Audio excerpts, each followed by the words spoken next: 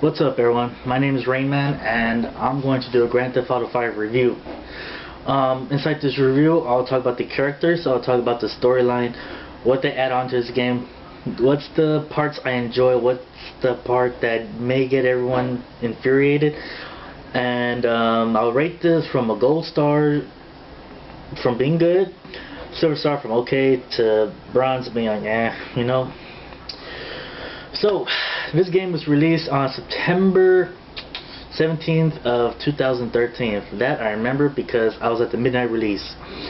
And it was made by the famous Rockstar Game Studios. So, prior to what you're gonna play, you play 10 years before the present, you know. You have Michael, Brad, and Trevor trying to rob a bank up at Yankton, up north. And they're getting away, you know, and you see that Michael and Brad, they get sniped. So Michael's all telling Trevor, just go without us. Trevor doesn't want to, so he stays there, tries shooting the cops. You play him, so he tries shooting the cops. And as you see there's more coming, you just run, and Trevor escapes. I think he got arrested, or I think he may escape, I'm not sure, but I didn't really get to that point, but well, I didn't really pay attention because I was eager to play the game. But in the present, you see Michael, he's alive, and he's inside the witness protection program. You play Michael. Michael happens to be rich.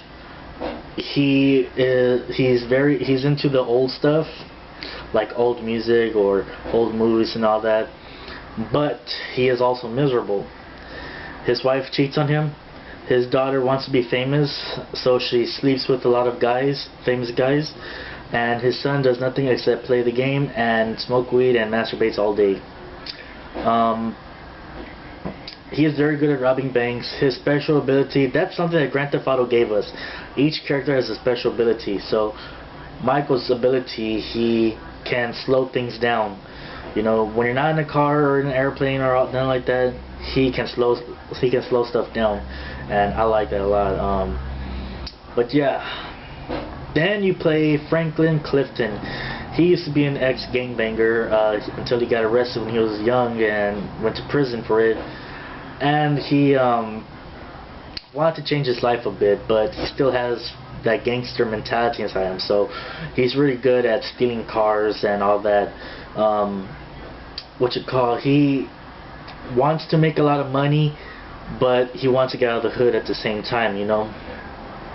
He wants to move up, but you know what I mean. And he has this friend named Lamar, so he also is a gangbanger, but he thinks doing stuff like they did in the 1990s will make things a lot more easier, when actually it made people want to clap him. So yeah, so the story goes like this.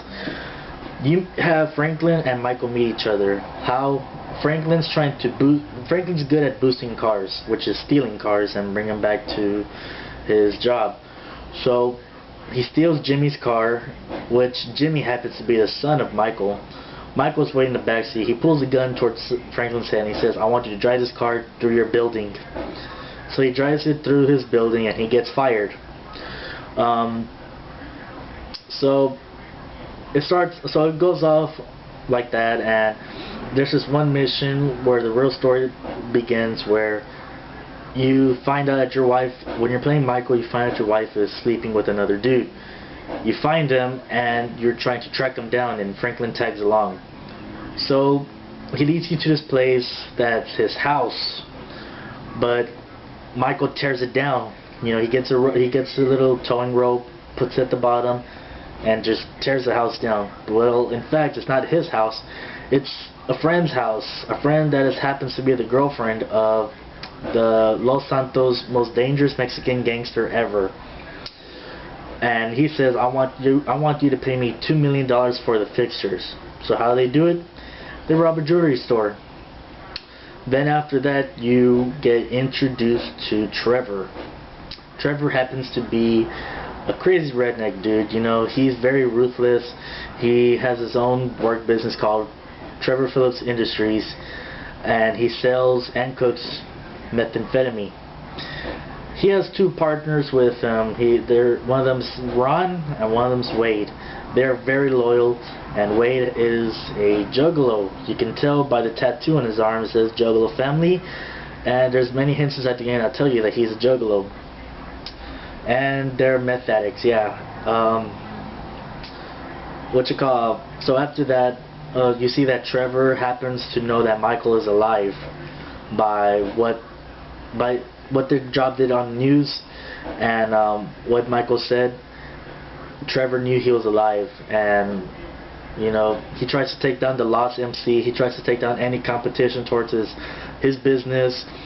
So he goes to Los Santos, tries to find Michael, and what happens? Trevor gets mad. He's mad at Michael because you know, he thinks Michael didn't care about him. Trevor mourned for him for 10 years, and Michael never told him anything. And Michael doesn't want to deal with Trevor because Michael has a family. He doesn't want to deal with crazy people at the moment. He doesn't want to deal with crazy people, especially Trevor, when he's the craziest. Trevor's ability, I like his a lot. You know, you have a gun on you, push both the L stick and R stick, and you can become invincible. And one shot, one kill. That's it. You know. He torches the other person. You could shoot him with a pistol, they'll be dead. But yeah, I'll leave the plot right there. As you play through the game, you're gonna find out some secrets, and it's really good. You know, in part 4, you know how you have to make all these abilities like kill him or don't kill him and all that. Well, it didn't have that much. Well, it didn't have it at all, except for the last mission, which choose wisely. Choose wisely. You know, it's gonna be very good, to be honest. But yeah, what they add on to this game, I like how they added on the texture of how they really made it realistic. You know, like the mountains, the city. They even put in animals. You know. They put in dogs, they put in coyotes, lions, cheetahs, birds. Oh, and if you're the type of person that loves animals, don't like to hurt them, don't play this game, because you can actually kill them or run them over. Even the deers, you can even run over the deers. I like how they did that. You can even, when you're Franklin, you even have your own dog named Chop. You know, you could train him to be a better dog, and that's pretty awesome. I like that. What else? I like how you can do the bank robberies now, like the missions of the robberies. I like how you can, like, they allow you to have two options. You can go in loud or go in smart.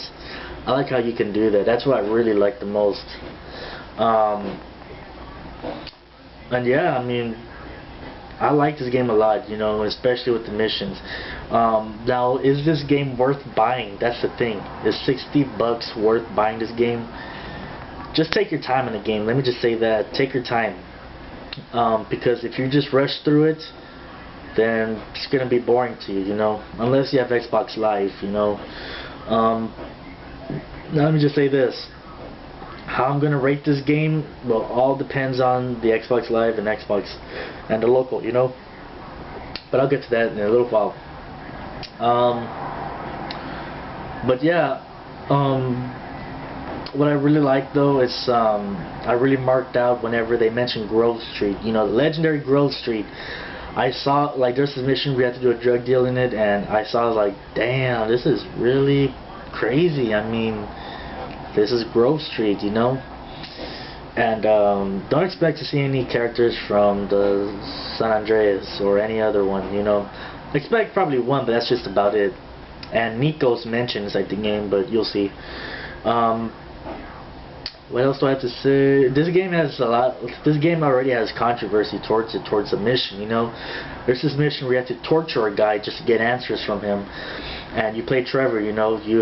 There's these weapons on the table. You have a giant wrench, you have a pliers, you have the little jumper cables, you have freaking gallon of water where you could drown them, where you could put a napkin on their face and drown them. You have no choice but to actually do that, you know. And it already has a lot of controversy towards that. And I pretty much enjoyed it, except for the part that, you know, you have to watch out before you kill the guy, you know. So that's what I like.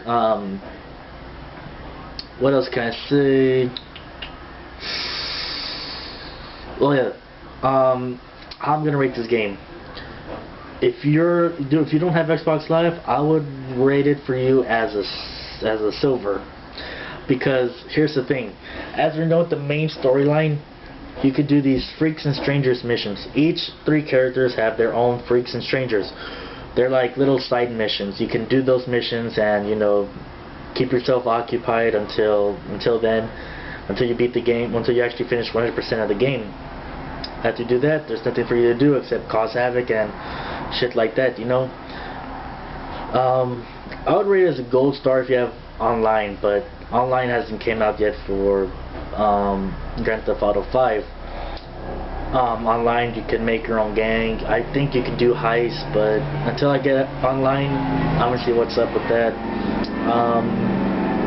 But yeah, it all depends, you know, how would you rate this game. This is worth buying. It's worth buying if you have online, but if you don't have online, just take your time with it.